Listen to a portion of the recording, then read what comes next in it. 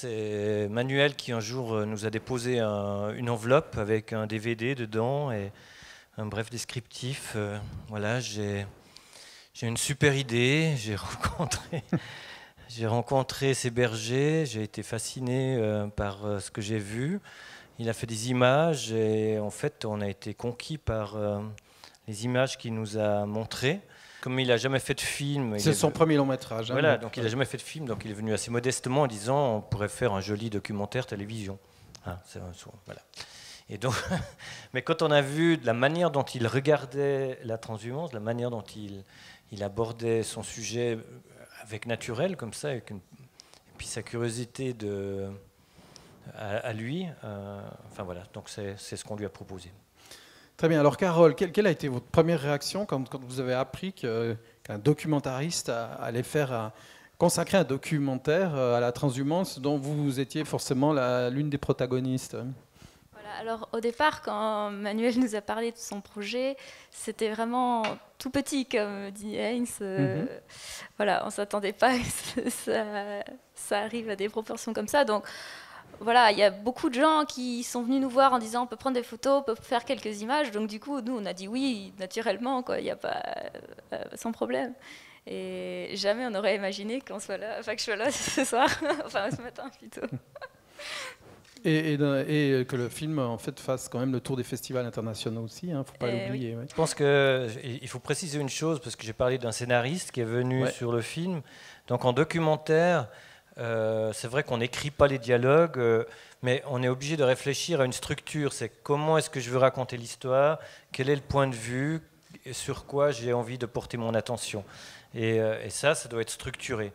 Et puis aussi, c'est quoi le déroulement du propos, quelle est l'attention qu'on veut mettre dans le film, etc. Donc on parle de scénariste, mais c'est plus par rapport à une structuration de récit et qui est assez complexe en documentaire.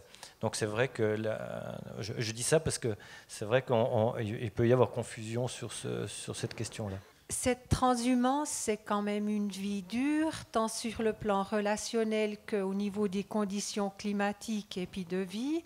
Quel est le moteur qui vous pousse à avoir eu cette vie ? C'est déjà de vivre dans la nature. C'est un énorme cadeau.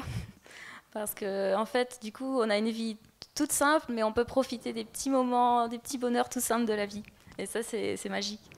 Quand le soir on est au bord du feu et qu'on a passé notre journée et on a fait notre feu dans le campement et on est là au bord du feu puis on est heureux.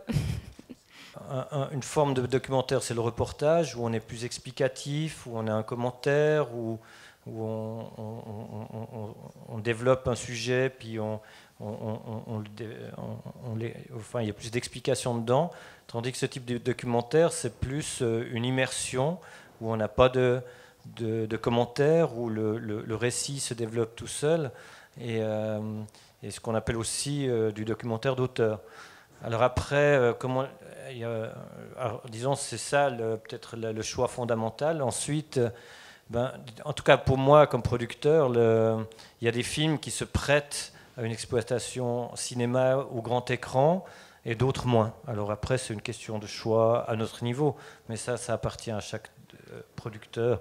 Puis des fois, on est parti sur des films qui étaient au départ destinés au cinéma, à la télévision, comme Le Souffle du désert, et puis à la fin, on se retrouve avec un film qui a un souffle plus grand, là, c'est vraiment le cas de dire, et puis on fait le choix de l'amener au cinéma. Voilà, donc mais disons, c'est ça peut-être le côté passionnant du documentaire, c'est qu'aussi en termes de création, c'est un univers qui est tellement plus ouvert, plus riche, mais en fait aussi plus difficile, parce qu'en fait, au niveau des traitements, tout est possible.